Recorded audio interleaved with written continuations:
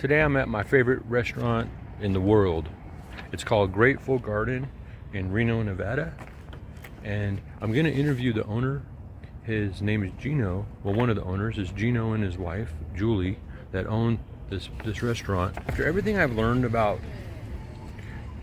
toxins, processed foods, longevity, this restaurant is one of the very few that I can trust.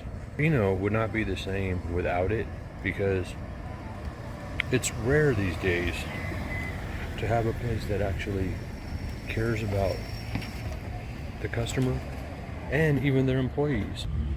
And so this is going to be a fun interview. I'm excited. Here we go. Welcome back to the channel. Today I'm at Grateful Garden Restaurant in Reno, Nevada. And this is my absolute favorite restaurant. It's important to know where our food comes from and stuff, and to eat healthier foods and make healthier food choices like I talk about on the channel. And so Gino, you know, that's what they do. You know, it's Gino and his wife Julie. They own this place, and unfortunately I don't see Julie. I guess she's not going to be able to be here, but that's okay. You know, I wanted to be able to say hi to Gino. So hi, Gino. Hey, thanks for having me. Ron. Yeah, I appreciate you doing this too. Absolutely, it's my pleasure. Yeah, more people need to know about this place. So, but it's my favorite. Like I said, when I was going to college, you had the Grateful Garden Express. I was able to get my education and make healthier food choices, organic and non-GMO stuff, and really, it probably saved my life, because otherwise I would have been eating, I don't know what I would have been stuck eating over there. Thank you for having me. It's an honor to be here. I've been able to experience you for, I think, like 10 years or more. Yeah. and hear about your food philosophies and discuss, ways of staying young, and not just that, just some of the myths that are out there around us aging men and women. Yeah. And what we're supposed to buy into and what's really true. Right. Right. It's an honor to be able to sit here and hang out with you. Plus, you're Italian, so that's cool too. It's funny. We do have a lot in common. I was thinking about that last time we talked. Like, I think we have a little age difference, right? We eat healthy food, and there's a reason why we're in the shape we're in, right? I do exercise. Right now, I'm trying to heal my sciatic nerve, but I have been exercising. I'm back into the gym again, thank goodness. And I know you do, because I can tell. There's no way you don't, So. But like you said, we're Italian. We're both aren't you from Southern California also? Yeah. So, okay, we both moved to Reno, or to Northern Nevada, right? Yeah, in '86 for me.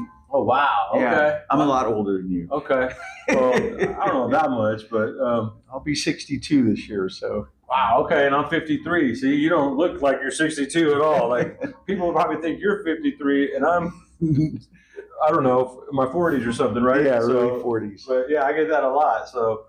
Anyway, that's because of the food choices, right? I stopped eating anything that wasn't organic in 2012 when my brother passed. 2 weeks after, I was like, I don't care what happens. I stopped. Here's the number one key, guys. You turn down food. If it's free, you just turn it down. I don't want it unless it's healthy, okay?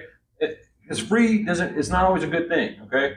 And, but, like I said, I'm grateful that I can come to these restaurants. He has several of them, right?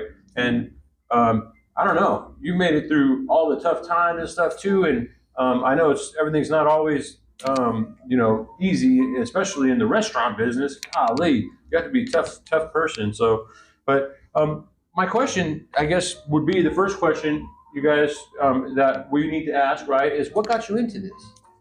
Well, it was really a health journey. So in my past career was selling food service food products. So we were a broker. Okay. And we represented food brands, some that you would know, like McCormick and Campbell, and okay, others that are more tailored to food service only. And as a broker, you basically make sales calls by going around and showing your products in a menuable concept or in concept. Uh-huh. So 4 or 5 times a day for the first 17 years of my career, I was cooking products for chefs and institutions and healthcare facilities, right, school districts, things like that. And, right, after you do that for 17 years, if there is anything that's not healthy for you, it's going to show up, because it's really the habits So that was my habit, 5 days a week, Right. sometimes more, 5, 6 times a day. I was cooking French fries. I was, um, you know, throwing down battered fish that was pre-done for me. I was selling chicken that had 40% sodium phosphate in water Wow. because that's how chicken stays moist at most conventional food service establishments. Right. And I found myself in a predicament in 2006. And that predicament was that I had diverticulitis, excuse me, and I had esophageal ulcers. Oh my God. I was in the hospital for a week. I was fortunate enough to have a wife that was very strong-willed about, yes, he's not going to be taking medication for the rest of his life. Right. Because the outcome of that was that they wanted me on about 4 different medications for the rest of my life. Okay.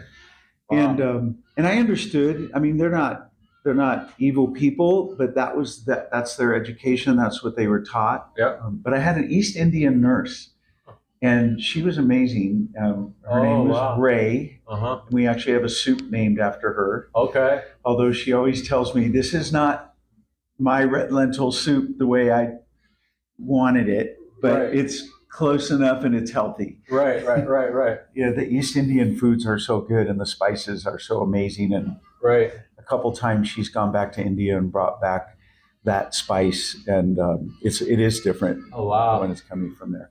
But long story short is we were listening at the same time in the hospital to a Tony Robbins CD about alkalizing your blood and how things can't penetrate and hurt you, like cancers and ulcers and diverticulitis. So my wife and I made a commitment to do a live green juice and food diet.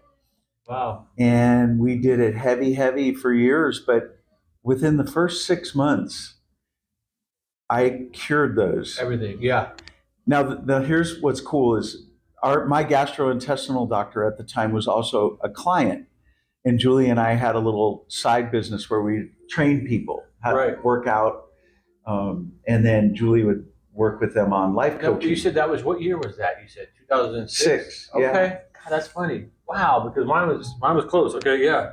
Okay, wow. Yeah. So during that year, we did that whole process with the juice and live green foods, and it was a plant-based only diet at the time. I really needed to do something radical. Right.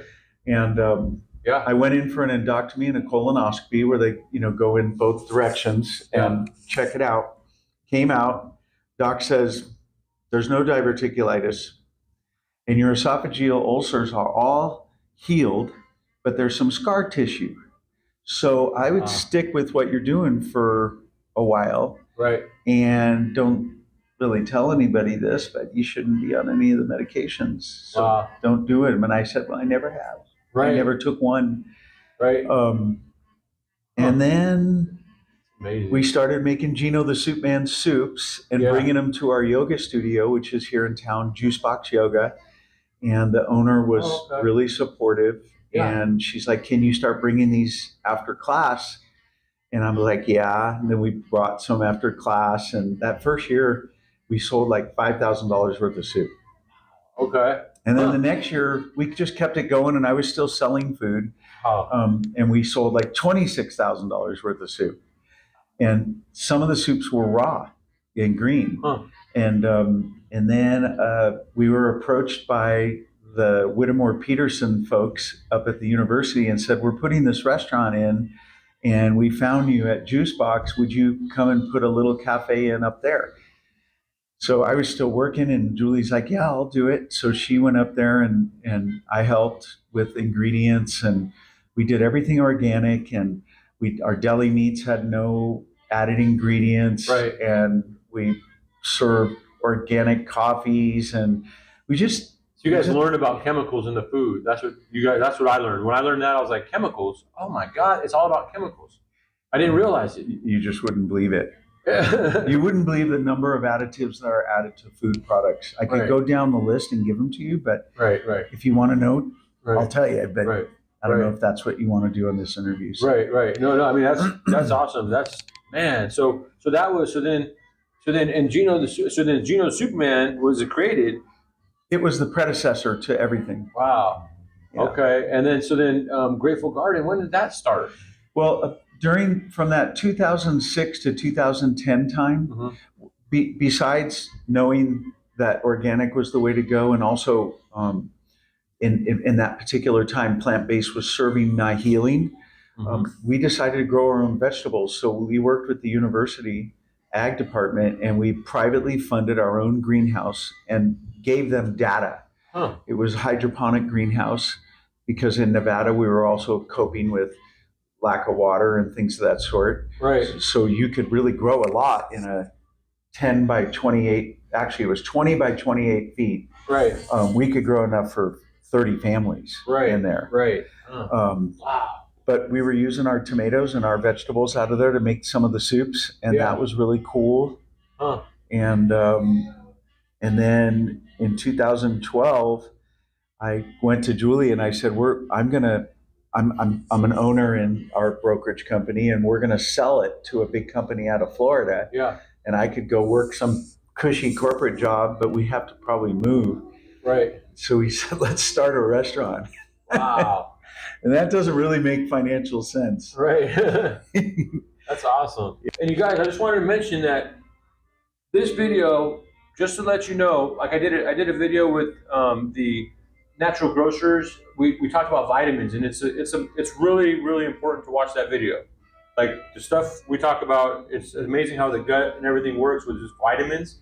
But this is going to probably be a 3-part little video. So I just want you guys to understand that the other one, I didn't mention that. So you see just a text at the end, a caption.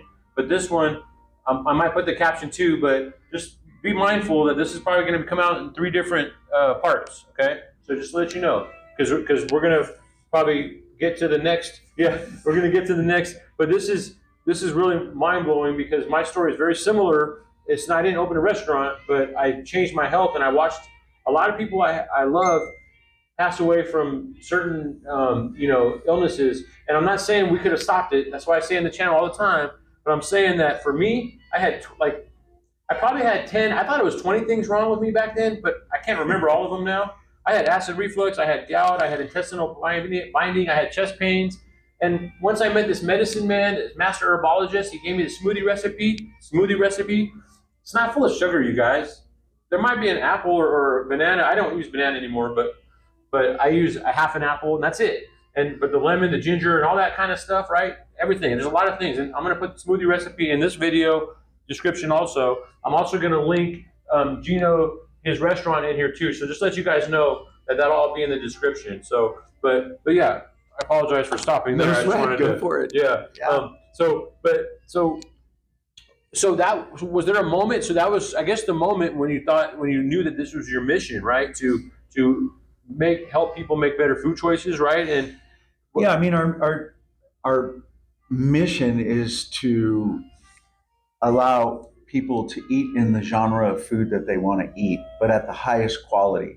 Yep. So if you're going to eat beef, you're going to have grass-fed, grass-finished, which is super important. Oh yeah, right. Okay. Because a lot of people say grass-fed, right, but then they finish it with grain, and that's not giving you the proper nutrition. So the cows are still eating, or the animals are still eating they're not eating the way Mother Nature intended it, right? They're eating more. Maybe they'll still give them like processed stuff or whatever. Is that what it is, or grains? Well, they give them grains and corn in certain times of history, and even now conventional meat to fatten them up. Okay. But there's challenges with E. coli and other problems with the cow. Cow's not healthy is the bottom line. If you're going to eat animal protein, do you want to eat something that's in a decayed and unhealthy point? Right. No. Or do you want to eat something that's vibrant? Right.